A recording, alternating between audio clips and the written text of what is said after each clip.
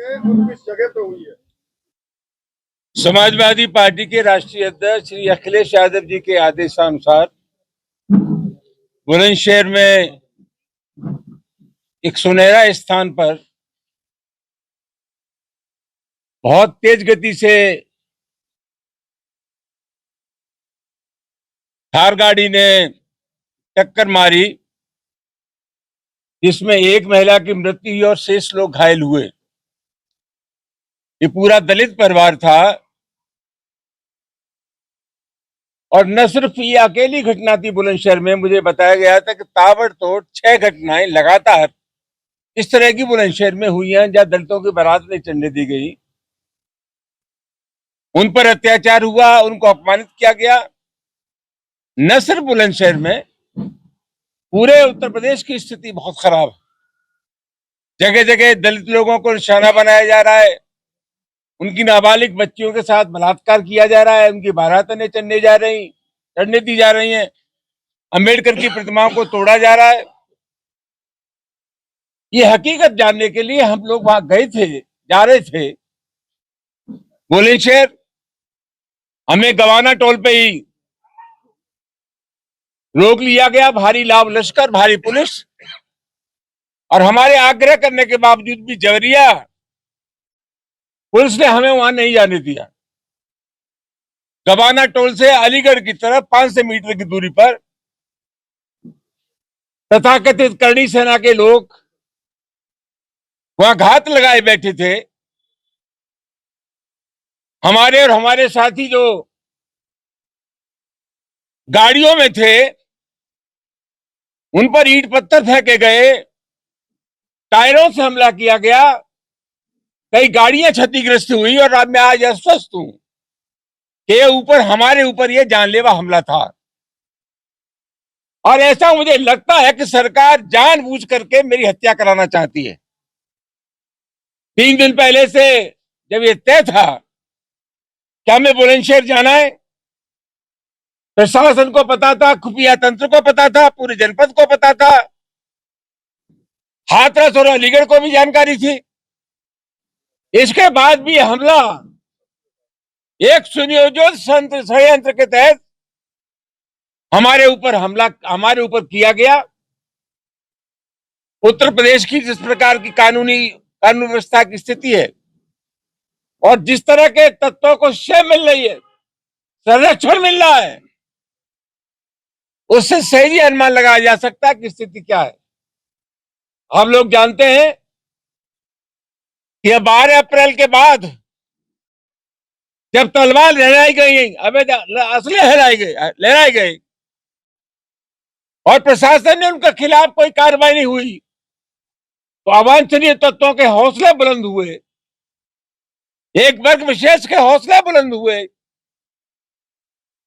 कोई कार्रवाई नहीं की गई। प्रशासन ने जिन शर्तों के साथ अनुमति दी थी सभा करने की, उन शर्तों को तोड़ा गया। इसका सीधा सीधा मतलब यह है कि यह शासन निरंकुश हो गया है। जानबूझ करके हालात ऐसे पैदा किए जा रहे हैं जहां अराजकता हो, कानून का राज न हो, संविधान का राज न हो। और जिस प्रकार की स्थिति है, प्रतिपक्ष के लोगों को तो राजनीति करना मुश्किल हो जाएगा। मैं सिर्फ यही कह सकता हूं, घटना बहुत महत्वपूर्ण है और इस साजिशन हमारे ऊपर कातिलाना हमला था। ये जो लोग हैं, जो हमलावर हैं, उनको आप किस रूप में देखते हैं? कायर हैं, बुज़दिल हैं, नकारा हैं, क्षत्रियों के नाम पर कलंक है। क्षत्रियों का धर्म है गरीबों की रक्षा करना। ये बगल में भरतपुर के राजा सूरजमल क्षत्रिय थे। राजा सूरजमल अंग्रेजों से लड़े, उन्होंने अंग्रेजों की गर्दन काटी, किसी की गरीब की गर्दन नहीं काटी। ये तथाकथित जो सेना है, मेरा उनसे आग्रह है, पाकिस्तान में आतंकवाद के खिलाफ लड़ो, जाकर के पहुंच जाओ। चीन ने हमारी जमीन पर कब्जा कर रखा है। अरुणाचल प्रदेश को चीन अपने नक्शे में दिलाता है। अगर सही मानों में तुम करणी सेना हो और तुम्हारे अंदर वो जज्बा है तो पाकिस्तान और चीन की सीमा पर जाओ, वहां अपने जोहर दिखाओ। यही तुम्हारा धर्म है, बंदा ये माना जाएगा, तुमसे बड़ा नकारा दुनिया में कोई नहीं। ये जो दलितों पे अत्याचार हो रहा है, आपका आरोप है कि सरकार में अत्याचार जो बढ़ा है, इसके पीछे क्या कारण मानते सरकार की मानसिकता। मैं 50 वर्षों से ज्यादा राजनीति में हूं, मैं दावे के साथ कह सकता हूं कि सरकार में बैठे लोगों का जो आचरण होता है, समाज की शक्तियों का संचालन उसी दृष्टि से होता है। बाबा के लोग अंधे हो गए और उसी की वजह से दलितों पर निरंतर अत्याचार हो रहा है। हैं? जो हमला हुआ, मैं तो कह रहा हूं ना, छावनी बना दिया गया था, हमें अंदर नहीं जाने दिया, हमें बुलंदशहर नहीं जाने दिया, सुरेरा जगह पर नहीं जाने दिया। वहां तो छावनी बनी हुई थी, उससे 500 मीटर पहले अलीगढ़ की तरफ ये लोग हमला करते हैं। वहां पुलिस का एक कांस्टेबल भी नहीं था। सवाल क्या है? सवाल यह है कि 3 दिन से हमारा प्रोग्राम था, सबको जानकारी थी कि हम अलीगढ़ हम बुलंदशहर जा रहे हैं, खुफिया तंत्र था, जो वातावरण बना हुआ उसके बारे में जानकारी थी, किस प्रकार के तत्व सक्रिय है उसको प्रशासन जानता था। इसके बाद ये घटना का घटना हुई, इसका सीधा मतलब है कि साजिश में राज्य सरकार शामिल है। लगातार सवाल लगातार है, समाजवादी पार्टी जिस तरीके से हमले को लेकर चल रही है, आपके ऊपर लगातार हमले हो रहे हैं, लेकिन समाजवादी पार्टी का मौन समझ नहीं आता, क्या कारण है? नहीं, समाजवादी पार्टी का इससे ज्यादा क्या होगा?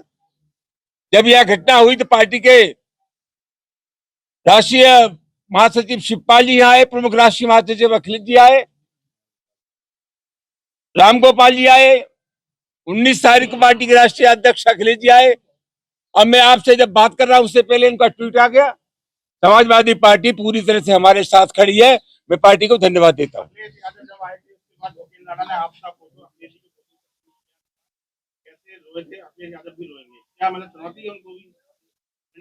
यार किनकी बात करते हो? कुछ कोई सवाल ऐसा पूछो जो मेरे लिए मिलो डिग्निटी न हो। कौन क्या कह रहा है क्या नहीं कह रहा है, ऐसे तत्वों का मैं नोटिस नहीं लेता।